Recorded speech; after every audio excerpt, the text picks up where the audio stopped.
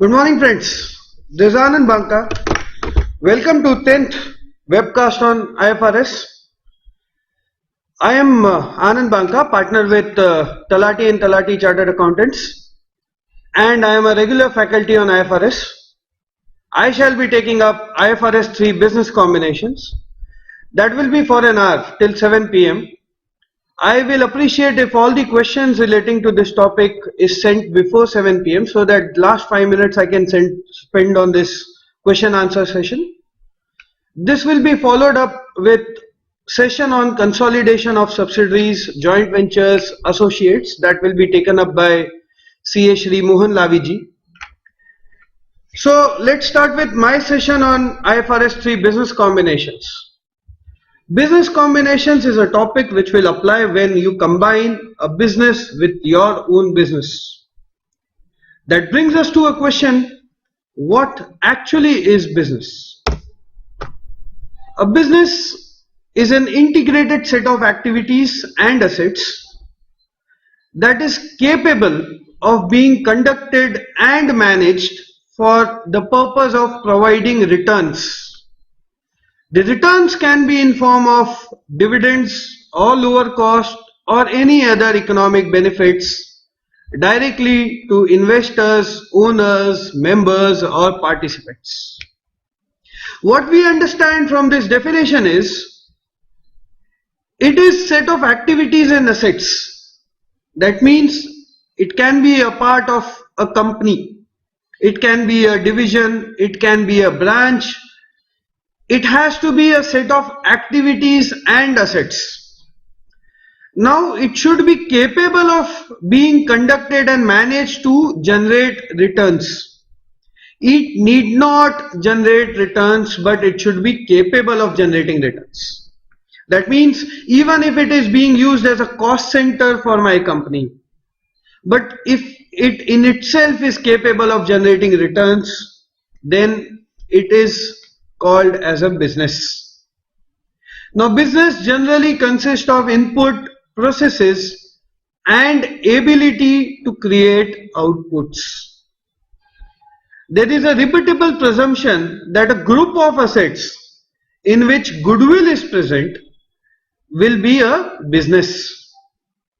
Now what do you mean by this line? It says that whenever there is a goodwill, there is a business. See, in IFRS, how goodwill is calculated is important, and that will explain why this line is there. Goodwill is always calculated as a difference between what you pay, your purchase consideration, compared to fair value of net assets. Now, let me take you to this explanation. What you pay is purchase consideration. That is calculated or assumed to be fair value of the group of assets and liabilities that you are purchasing. What you get is net assets, that is calculated as fair value of individual assets and liabilities. That means goodwill will only be generated where fair value of the group of assets and liabilities is more than fair value of individual assets and liabilities. Now, a fair value of group of assets and liabilities will be more than fair value of individual assets and liabilities only if there is synergy in those assets and liabilities. That means those assets and liabilities is capable of generating returns on their own. That is where you will find goodwill in IFRS. And hence they say that wherever there is a goodwill, there is a presumption that it is a business. And lastly, the business has to be seen from market's point of view, a general point of view, not from the transferor's point of view, not from the acquirer's point of view, but from an independent point of view, whether it is capable of generating returns or not. If those set of assets and liabilities can generate, or set of activities and assets can generate returns by itself, then it is business, otherwise not. Now this definition is very important because this definition says that when you acquire a business, when you have control over a business, you will follow IFRS 3 business combination. It means even if there is a scenario where you are merging a department of another company with yourself. That means demerger for transferor will also be covered under this standard. There is no requirement for the transferor company to dissolve. Even a part of the transferor company, when you merge with yourself, it will be called as a combination of business. That means business combinations IFRS 3 will be applicable.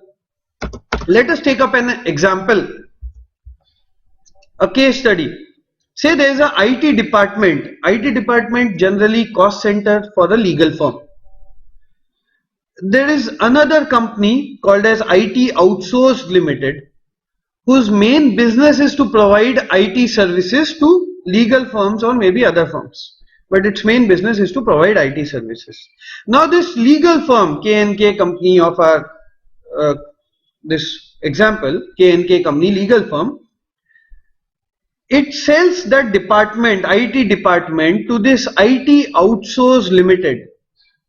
That IT department which it sells consists of plant and equipment, working capital and staff. So it is set of activities and assets, resources, everything it sells to the IT Outsourced Limited company.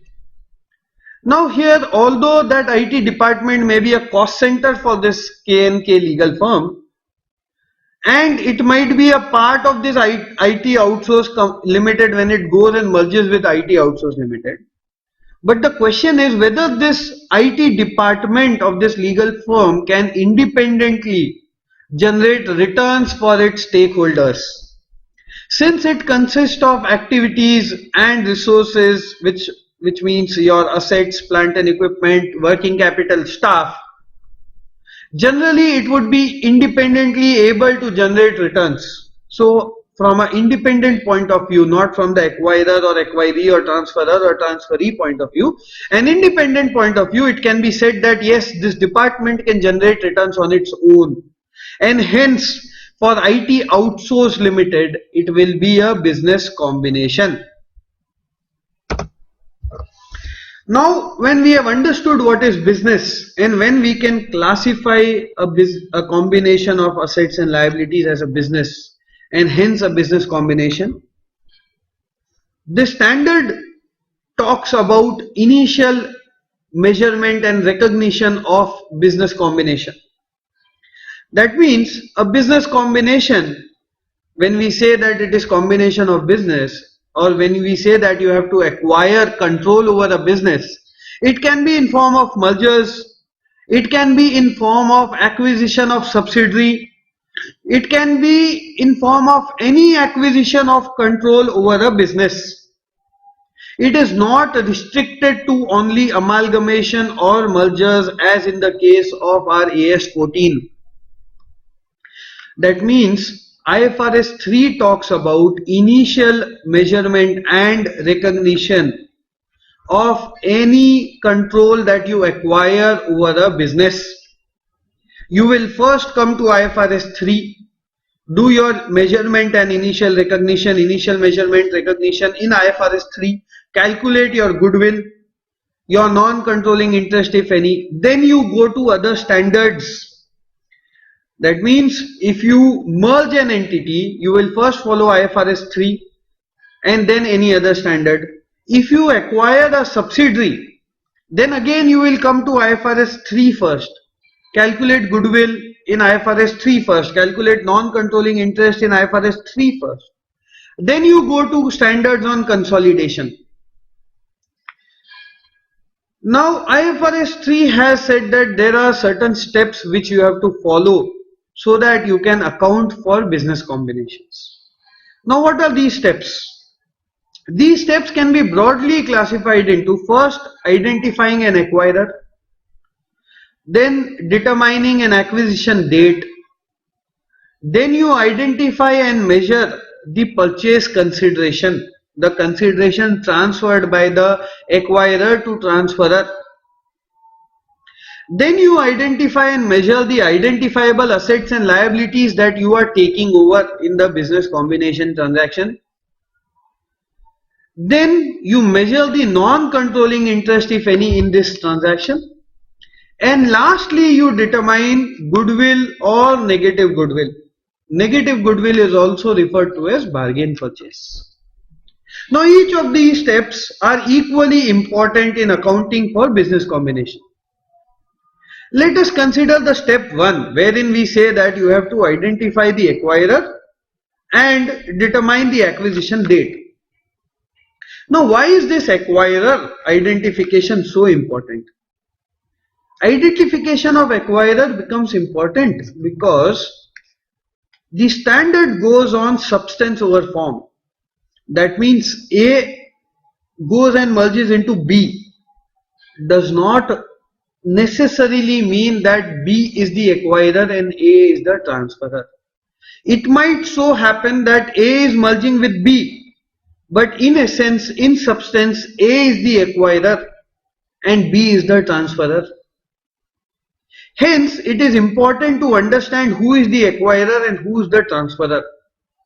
The accounting entries dictated by IFRS 3 is in the books of acquirer. It says that all the assets and liabilities of the transferor must be fair valued and accounted for in the books of the acquirer. So all the accounting entries, calculation of goodwill, everything is from the point of view of acquirer. Hence, identification of acquirer is the most important step, the step 1. Also, acquisition date becomes important because all the transaction takes place on the acquisition date. The accounting takes place on the acquisition date. Hence, acquisition date is as important as identification of acquirer. Let's understand how to identify an acquirer. Now, acquirer is the entity that obtains control of the business. That means definition of control becomes important. Definition of control is given in standard on consolidation, which is IAS 27. That is the standard which will be taken up from 7 to 8 by Shri Mohan Laviji. So we will not get into the definition of control. But a summary definition of control is definitely the power which you get to manage, or the power which you can exercise over the transferor company, so that you can manage the returns which is out of that company, and you are the ones who will be exposed to risk of variable returns. When these conditions get fulfilled, it is said that you have control. That means you have power, you can manage the returns, and you are exposed to risk of variable returns. This is control. It will be done in depth in the next half. So first is the entity that obtains control is the acquirer. There are additional factors given by IFRS 3 which you have to consider. It is guidance so that you can identify the acquirer. IFRS 3 says that, see, usually what would be the transaction? Transaction would be you sell your assets and liabilities to me and I give you cash. I can give you cash, I can give you some other asset, or I can book a liability that is payable to you. So that means I am the person who is giving cash, I am the person who is giving you some other asset, in maybe say financial instrument or some other instrument, or I am the person who is incurring liability. Hence, the acquirer is usually the person who transfers cash or any other asset or incurs liability. It might also happen that you transfer your entire company to me. That means I purchase shares of your company and I give you assets or cash or liabilities. It might also happen that you sell your assets and liabilities to me and I give you equity of my own company. So the person who gives cash or any other asset or incurs liability is usually the transferor. When I give you equity of my company in return for assets and liabilities of your company, then I have to see the relative voting rights of the combined entity. That means after I issue equity of my company, how much equity is there with the existing shareholders and how much equity is there with you, with the new shareholders. That you have to consider to determine who in substance has control of the combined entity. You have to also see who has say in the composition of the governing body, the board of directors, the senior management of the combined entity. And you also have to consider the relative size of the entity. Yes, it is possible that a bigger company is purchased by a smaller company, but usually the bigger company will be purchasing the smaller company and not vice versa. So these are just indicators, these are just guidance, additional factors, these are no rules. So this is used as guidance and not as rules. Let us consider an example. Say suppose shareholders of A and shareholders of B, that means there is entity A, entity B. Entity A goes and combines with entity B. Entity A goes and merges with entity B. Now entity B issues shares to shareholders of A. So now the combined entity B will have certain shareholders of the new shareholders, which is the shareholders of old A, and the existing shareholders of B. As I said, you have to see the combined shareholding of the combined entity B, the new shareholding of combined entity B. Now generally by form you would say that since A has gone and merged with B, it is the B who is the acquirer and A who is the transferor.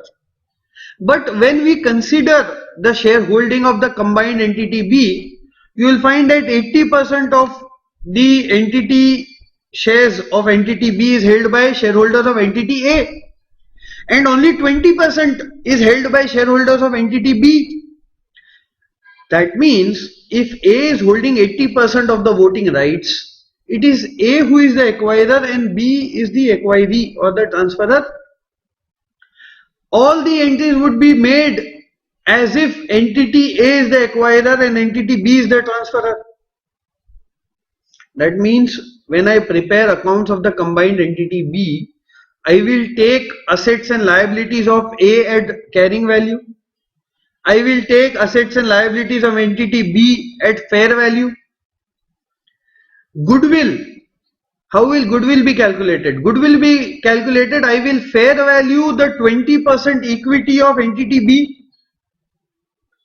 That is the purchase consideration. I will fair value assets and liabilities of entity B. Whatever is the difference is the goodwill or negative goodwill. The share capital of combined entity B will be the legal share capital of entity B. But otherwise assets and liabilities of A will be at carrying value and assets and liabilities of B will be at fair value. This will change the accounting which we currently do under our Indian GAAP.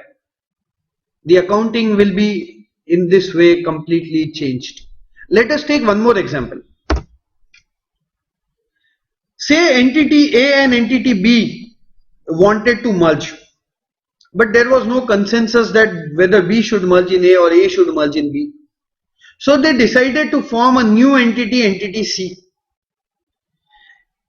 And A and B both will merge in C. C will issue shares to shareholders of entity A and shareholders of entity B. Again you will have to see what is the shareholding of the combined entity C. Since 80% of entity C is being held by entity A, that means entity A is the acquirer, entity B is the transferor and entity C is just a vehicle through which this merger has taken place. Now how should we do the accounting? It is on your screen, friends. In substance, as I said, entity A is acquiring entity B. Combination of A and C will be accounted for as if it is a capital restructuring. Hence, all the assets and liabilities of A will come at carrying value. All the assets and liabilities of entity B will come at fair value. And the share capital of the group will be that of the C, because that is the legal share capital. That is how accounting will be done under IFRS 3. Hence, identification of acquirer becomes important. Let us move on to the next step, which is identification of your acquisition date. Now, acquisition date is the date on which acquirer obtains control of the acquiree. Being said, this definition, date on which acquirer obtains control of the acquiree, seems very simple.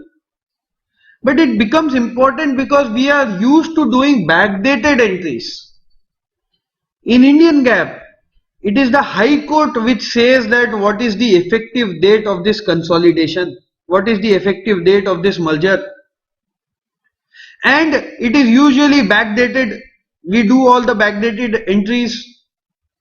When we move to IFRS regime, IFRS says that all the entries must be done on the acquisition date. And acquisition date is the date on which the entity acquirer obtains control of the acquiree.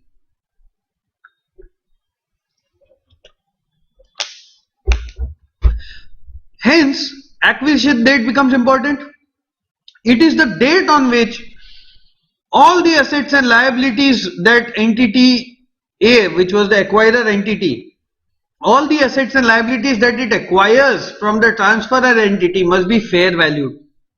It is the date on which whatever equity shares or whatever assets or cash that is issued by the acquirer to the transferor must be fair valued. It is the date on which goodwill must be calculated. Hence, this date becomes very important, friends, and usually as per IFRS, it cannot be backdated. You will not be able to calculate fair value of assets and liabilities, fair value of purchase consideration, goodwill, all this thing backdated. Everything will change if you do it backdated. So IFRS propagates that you should go by the substance. You should not go by the law. You should go by the substance of the transaction. If entity A acquires control of entity B on a particular date, all the entries, all the valuations should be done on that particular date only. So now that we have understood how to identify acquirer, how to identify acquisition date, let's move to the next step. Next step is identifying and measuring the consideration transferred, the purchase consideration. Purchase consideration can include assets transferred, assets will include cash transferred. It will also include any liability incurred to previous owner. That means I am booking a creditor, I am booking a creditor in the name of the transferor. I am booking a liability in the book, so in the name of transferor. That means I have to pay you. Or it can also include equity instruments of the combined entity or the acquirer transferred to the transferor. So I can pay you by way of assets, I can pay you by cash, I can pay you by showing a liability in my books and I'll pay you later, or I can pay you by issuing you equity. So purchase consideration can be fair value of all of these, but it cannot be any acquisition cost which you have incurred. That means all the acquisition cost, whether it is paid to the lawyer for drafting your agreements, whether it is paid to find out a feasibility study or any other acquisition cost, must be expensed out in the same year in which you are incurring those costs. These costs cannot be added as cost of purchase. It cannot be added to the purchase consideration. So the standard says that you are required to identify any item that is not part of this business combination. Those items should be recorded separately from business combinations.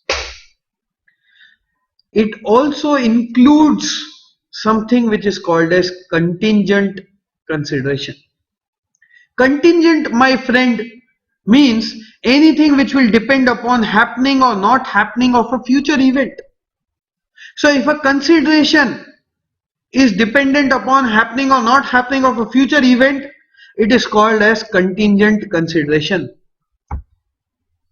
Now, contingent consideration standard says that you should find out what is the probability of it happening or not happening. Multiply that consideration by that probability, and then whatever is your answer should be taken today as your purchase consideration. All your calculations must be based on this purchase consideration. If this changes, say suppose in the next year you had thought that it would have happened, you allocated a probability of 60% to it. Now it did not happen. So whatever amount you took as purchase consideration, you don't have to pay actually. So that will be accounted for as income in that particular year. Or suppose you allocated say 20% probability to certain consideration which will be paid on happening of a future event. So you thought it would not happen, but it happened. That means you will now have to pay 100% consideration to him, but you allocated only 20% probability. Whatever excess you have to pay must be accounted as expense in that particular year. So today you just have to identify certain probabilities and multiply consideration with that probability so that you know what is the total purchase consideration. So contingent consideration is nothing but obligation by the acquirer to transfer additional assets or additional equity if specified future events occur or specified future conditions are met. Today you have to recognize it at fair value. Fair value would include whatever assets and liabilities or whatever purchase consideration, that means assets to be transferred, liabilities to be incurred, equity to be transferred or cash to be transferred must be measured at fair value, then multiplied by probability of it happening.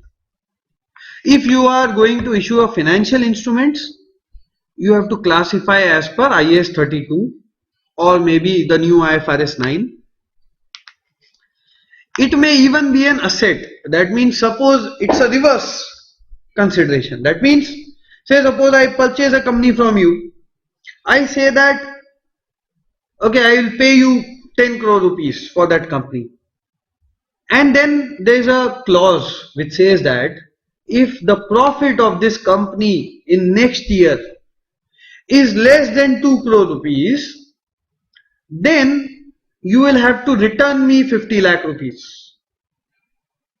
If I think probability of the event, that is profit below 2 crores, is say suppose 70%. So I will multiply 50 lakhs with 70%, which will give me 35 lakhs. That 35 lakhs can be accounted for as if it's a contingent asset. So my consideration should be reduced by 35 lakhs. My purchase consideration should be reduced by 35 lakhs. So it can even be an asset if right to receive on specified future events occur or condition being met. Let us take an example.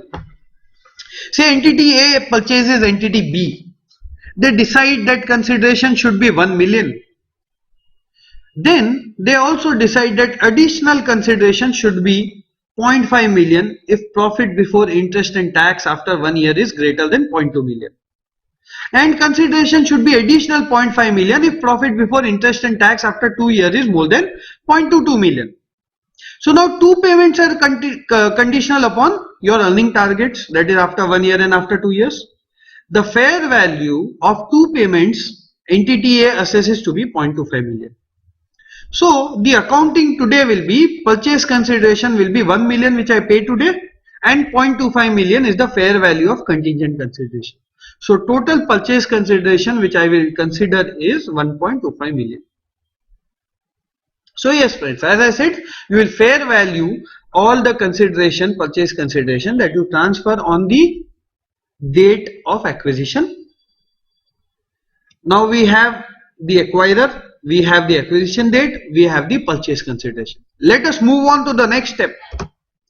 The next step is you have to identify the identifiable assets and liabilities. What is identifiable? See, identifiable as a term you would have heard in intangible assets. Identifiable means it should be separable. You should be able to sell it, you should be able to lease it, transfer it, whatever. You should be able to separate it out of your company. Then it means identifiable. So general recognition principle of your assets and liabilities should be fulfilled. So whatever you take over from the transferor, it should meet the assets and liabilities definition for you on the acquisition date. It must be exchanged as part of your acquisition. Now my friends, the third line is important. It says that you can recognize even those assets which were not recognized by the transferor or the acquiree. Let us take an example. Intangible assets, when you consider, say suppose I have a brand value which we have created for ourselves. The standard on intangible assets says you cannot recognize internally generated brand as your intangible asset. So I cannot recognize my own brand as my intangible asset. That means you cannot recognize internally generated brands, but you can recognize purchased brands. When the acquirer purchases the business of the transferor, the acquiree, the brand value which the acquiree would not have recognized can be recognized now by the acquirer, because now it becomes a purchased brand. So the standard says there can be similar assets, especially the intangible assets, which previously have not been recognized by the transferor or the acquiree, which now the acquirer can recognize. Those intangible assets must definitely meet the definition of all the assets, and it should be identifiable. That means it should either result from some contractual or other legal rights, or it should be capable of being separated or divided from the acquired entity. That means you can either sell it, transfer it, license it, rent it, exchange it, whether your intention is to do it or not. It should be capable of being transferred, sold, licensed, rented or exchanged. Examples of some of the intangible assets: trademarks, customer list, patented technology. These can be fair valued and taken in the books of the acquirer. Let us also consider a few more examples for this part. Say company A acquires company B. Company B sells various brands of soaps and shampoos. However, all these brands of soaps and shampoos have been internally generated. Because it has been internally generated, company B could not recognize these brand values in its own books. Now when company A purchases or acquires company B, can it recognize these assets? Yes. Now because it becomes purchased brands. Hence it can be recognized in the books of company A. Let us take one more example wherein acquiree M has two distinct lines of business. It manufactures gearbox and it manufactures headlights. It has supply contract with a passenger car manufacturer, say Y Limited, to supply gearbox. So one, for gearbox it has supply contract. Now that car manufacturer Y also purchases headlights from the acquiree M. That means although there is no contract for headlights, but M Limited usually sells headlights also to Y Limited. Now the question is, since the acquirer and acquiree both feel that for gearbox you have contract, for headlight you usually supply it to the car manufacturer Y Limited. So acquirer and acquiree both think that this relationship will continue for at least 5 years. So the question is whether intangible asset should be recognized for this gearbox and for this headlight. For gearbox, since there is a supply contract, it's a contractual in nature. Since it is contractual in nature, yes, the acquirer can recognize this supply contract as a separate intangible asset. For headlight, sale of headlight is non-contractual. But since both of them feel that this relationship will continue for 5 years, it has a value. It is separable because we feel that even after the transfer, acquirer is transferring to acquirer, even after the transfer it will continue for 5 years, so it is separable. Hence the acquirer must recognize the headlight customer relationship also as a separate intangible asset. These separate intangible assets must be recognized separate from goodwill. Friends, goodwill in IFRS is not amortized. It is treated as if this goodwill has an indefinite useful life. Since it is not amortized, this goodwill will carry from one balance sheet to another. It will only be tested for impairment. Hence, the standard wants you to recognize all the intangible assets separately from goodwill, so that these intangible assets you can amortize over the life of these intangible assets. Like in our gearbox case, we have a contract for 5 years. I am recognizing it as intangible asset. I will amortize it over 5 years. Similarly for headlight, this separate intangible asset will be amortized for 5 years. But this goodwill will not be amortized. It will only be tested for impairment. Hence, all intangible assets you should identify and separately record it separate from goodwill and amortize over its expected useful life. There is an exception to this principle of assets and liabilities. Normally, you would recognize only those items which fulfill the definition of assets and liabilities. But the standard says the exception is a contingent liability. It says, see, generally contingent liabilities are of two types. It can be a possible obligation or it can be a present obligation. Suppose there is a court case filed by your customer upon you. Now it is a court case. There is no decision up till here now. So you will consider it as a possible obligation. However, suppose the court case ruling goes against you. That means you are required to pay to that customer. Now it becomes a present obligation. Now suppose you file a suit in a higher court, an appeal against this order, and you say that I feel that I will win. There is probability of me winning more than me losing. Then it becomes a present obligation where outflow of resources is not probable. When a present obligation where outflow of resources is not probable, it will be disclosed as contingent liability. So contingent liability is of two types: possible obligation that arises from past event whose existence will be confirmed by a occurrence or non-occurrence of future events. Those future events are not wholly within the control of the entity. It can also be a present obligation which arises from past event but is not recognized because outflow of resources itself is not probable. So the standard says that the second part, which is the present obligation where outflow is not probable, hence the acquiree, the transferor, did not recognize it as a provision or a liability, it disclosed it as contingent liability. That contingent liability should be recognized as a liability or a provision in the books of the acquirer if you can fair value this present obligation and that fair value can be measured reliably. So a contingent liability in the books of transferor becomes a liability in the books of acquirer if you can fair value it and measure reliably. Now fair value may also become zero.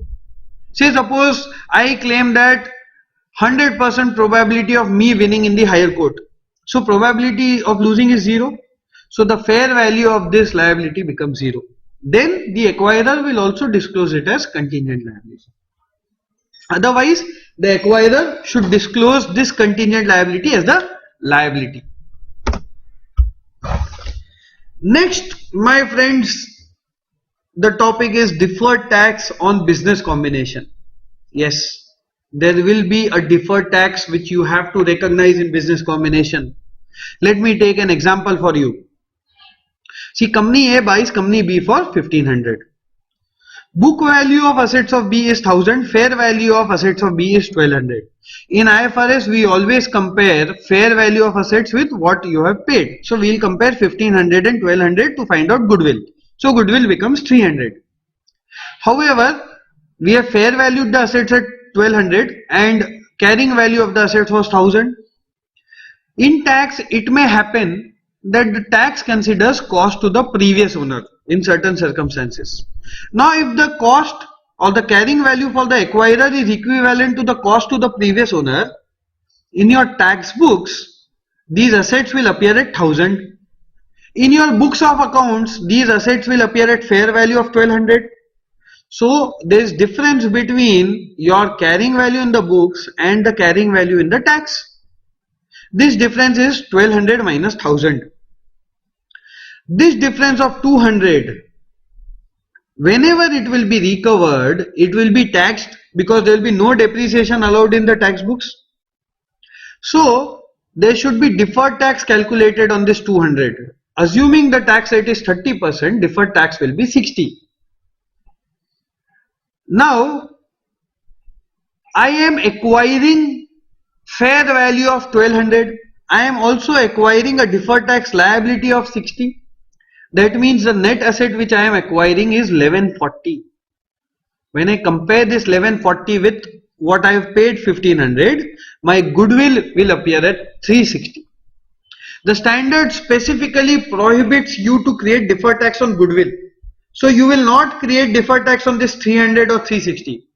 You will create deferred tax on difference between the fair value of assets and the book value or the carrying value of assets in the tax books.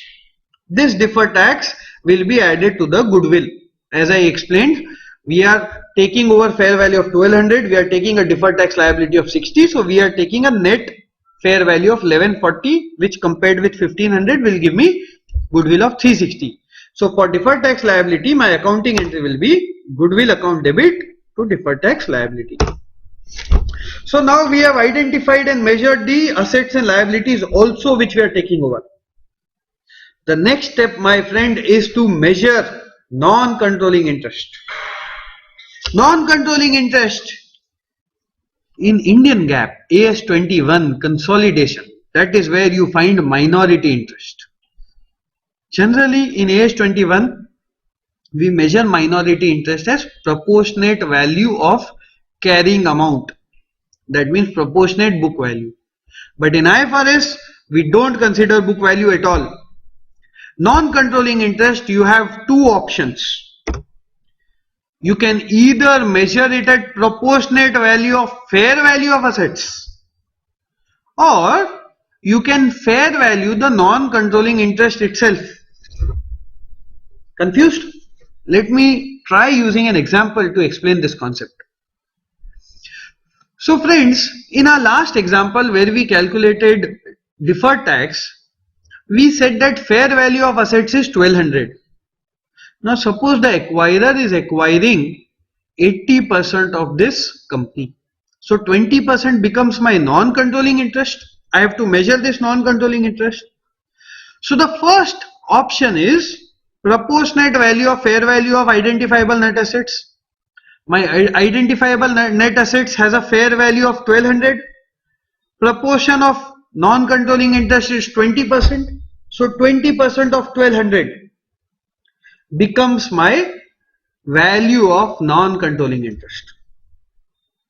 Friends, for your benefit, I will like to repeat that this standard is only applicable on the acquisition date, initial recognition and initial measurement only. So this measurement of non-controlling interest is applicable only at initial recognition, initial measurement. It is not applicable thereon. Thereon you have to follow a separate standard IAS 27. So The first option which we said was proportionate interest in fair value of identifiable net assets.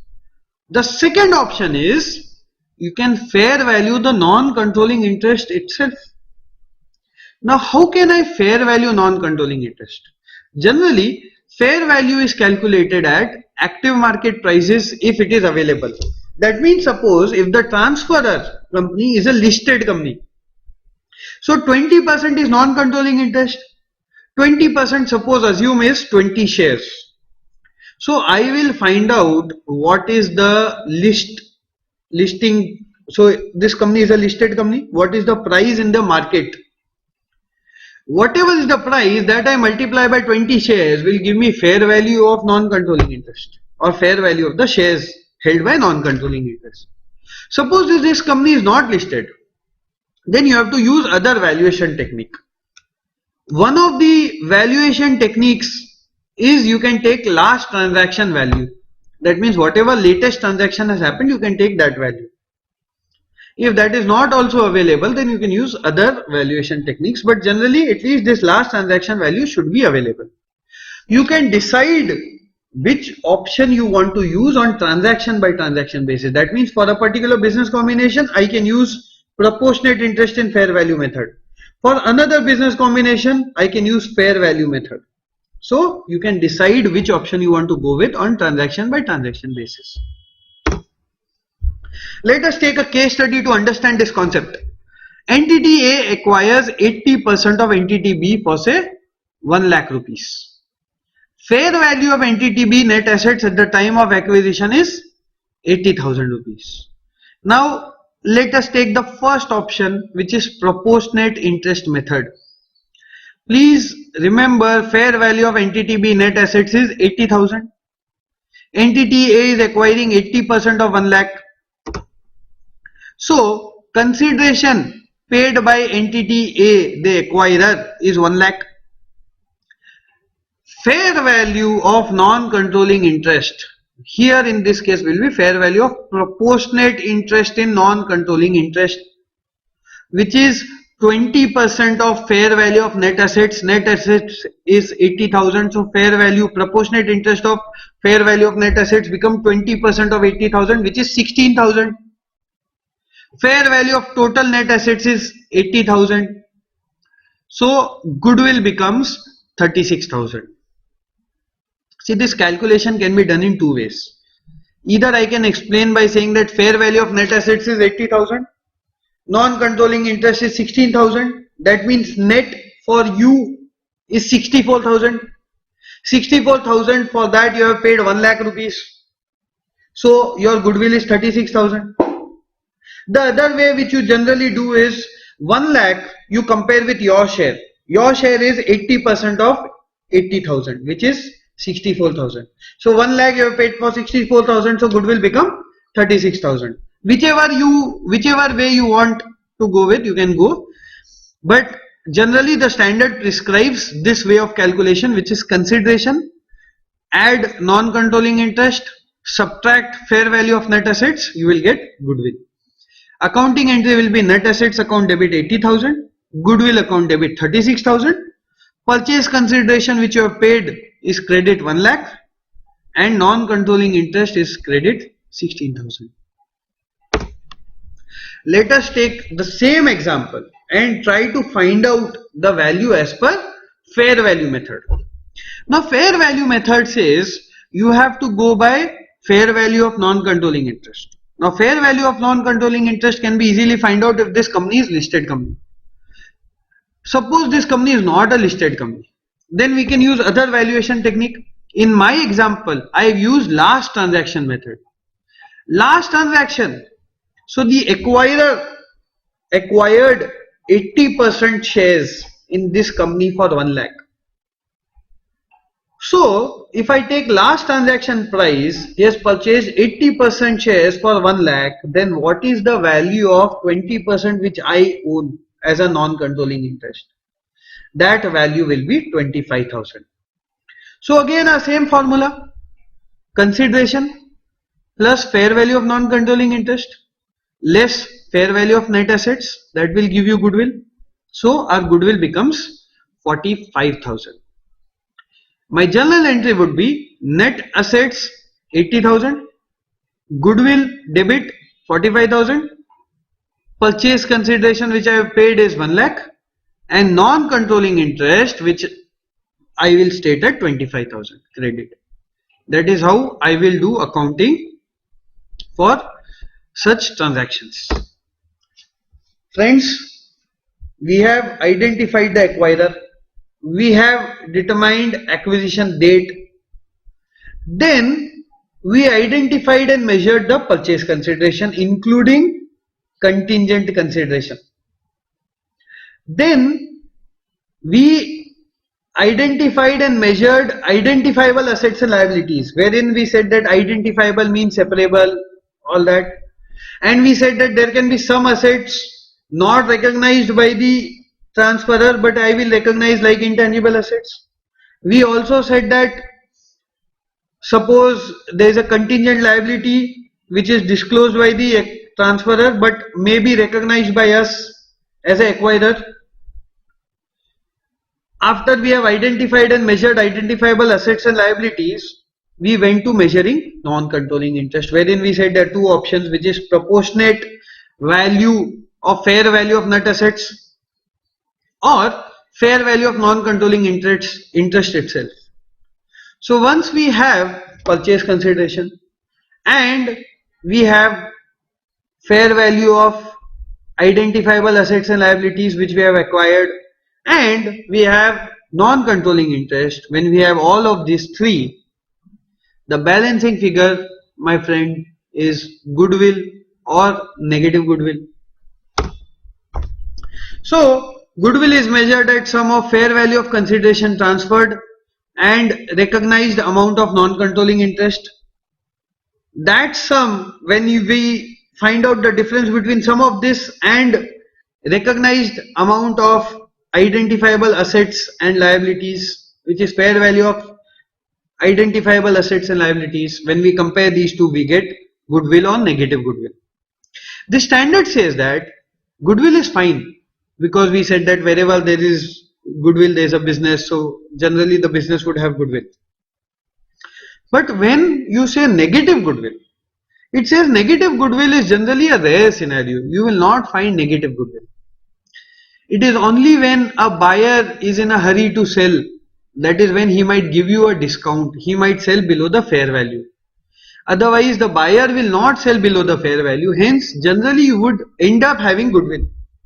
So negative goodwill is a rare scenario, it calls it bargain purchase. Bargain purchase in IFRS is recognized as credit to your income statement. So it says that before crediting to income statement, you first verify whether the fair value which you have allocated to individual assets and liabilities, whether that fair value is right, whether the measurement of that fair value is right, whether the value which you have calculated for individual assets and liabilities is correct. It might be possible that value you have associated to individual assets and liabilities is more, and hence you are getting negative goodwill. So you try to find out the correct value. Maybe it will come less and then you will get goodwill. So the emphasis is to get goodwill. However, the standard does not force you to get goodwill. So even after doing this exercise, you find out that no, it was a bargain purchase, it was a negative goodwill transaction. You ended up having a profit because you bought that company below its fair value. Then in that case, yes, you can take that negative goodwill, you can take that bargain purchase to your income statement. Otherwise, you should try and find out whether the values are correct, and hence you should end up with goodwill. It is only in rare scenarios that you will come up with negative goodwill answer. Lastly, my friend, when you have done all your steps, the standard gives you a window. It says that it might be so possible that, say suppose you could not identify the fair value of assets and liabilities on a particular given date because you may have branches across the country, even globally you won't have international branches, hence finding out fair value of individual assets and liabilities is difficult, say. So before you could find out the fair values, there is a reporting date, there is a balance sheet date which has come. So it says that, the standard says that, okay, you can assign values based on certain estimates, and we will keep the window open for you for entire 12 months, 12 months from the date of business combination. Yes, the session is going to end and the board is showing so, but I'll take 2-3 minutes more, explain this slide. If any questions are there, I will try to answer the questions before I end my session. So as I was saying, say suppose the fair valuation takes time. Yes. So the fair value takes time, and there is a year end or the balance sheet date in between. Standard gives you entire 12 months to calculate the correct fair values of assets and liabilities. The 12 months is from the date of business combination and not from the balance sheet date. It is from the date of business combination. It says you can keep that window open. You can assign certain values based on your estimates for preparation of this balance sheet, but you can give in notes that you have kept this window open for new information that you can obtain. So it says that if new information you obtain about facts and circumstances already existing on the acquisition date, then the standard gives you 1 full year, 12 months. In this 12 months, if you obtain that information, you can do a retrospective adjustment. You can go back, recalculate the fair value of assets and liabilities, hence recalculate goodwill or negative goodwill. This window will end whenever you are done with finding that information, or 12 months, whichever is earlier. You cannot go beyond 12 months. Any values, information, fair values which you get beyond 12 months, then that should be accounted in your income statement. You cannot go back and change your goodwill. Goodwill can be changed only if it is within this 12 months and you have kept this window open by giving a disclosure in your notes. Only if you find out that there is a prior period error, then and then only you can go back beyond 12 months. So because prior period error, the standard requires you to go back, restate.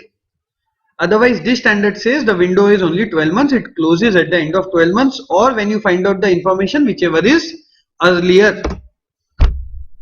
Let us take a final example on this before we end our session.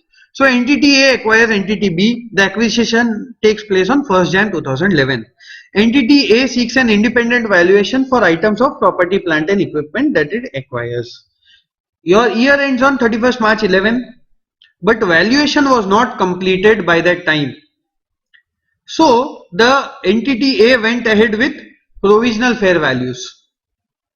So it went ahead with provisional fair value which it estimated at 0.2 million. In July 2011, fair value was obtained as 0.25 million. Now entity A can go back, use this 0.25 million and recalculate goodwill. So it can restate the financials of 2010-11. Any information received after this 12 month, effect shall be taken to your income statement. You cannot, friends, adjust your goodwill after that date. Goodwill is only calculated on acquisition date. Once you calculate goodwill, it is freezed. This goodwill can never change. It can only change. The only exception is this 12-month window. Otherwise, your goodwill can never ever change. Thank you, my friends. I have given my contact details. You can contact me for any questions, or friends, any questions which I received right now, I am ready to answer those questions. I will be there for next 2-3 minutes maybe. Any questions received till now, I will answer immediately. Thank you so much for this time you spared to understand this standard from me. Thank you so much, friends.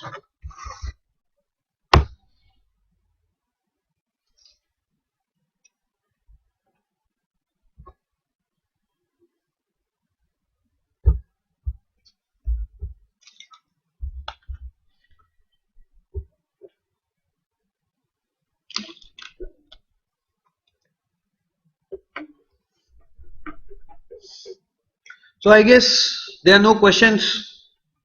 Since there are no questions, there are no answers. That means you all have understood it, everything. Even if you have questions later on, my friends, once you read the standard, you can email it to me, you can write to me, you can call me up.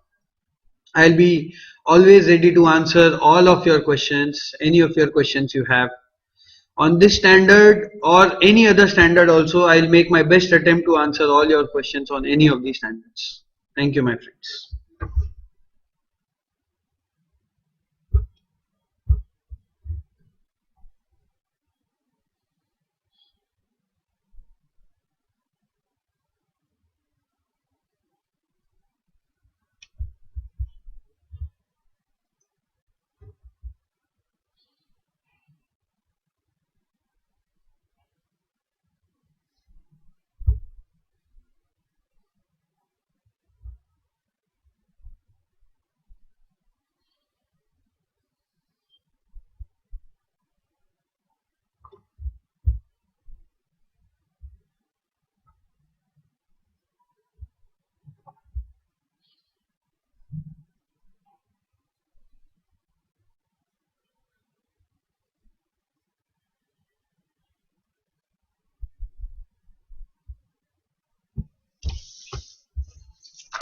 Okay.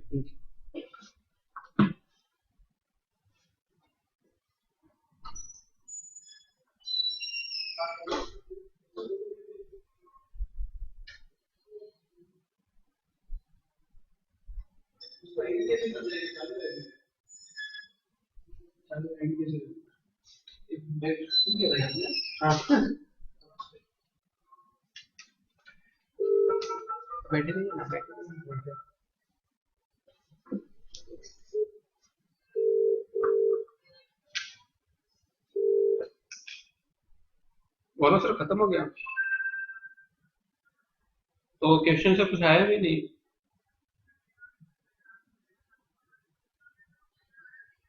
हाँ, okay चलेगा, मैं बंद करने का बोलता। हाँ,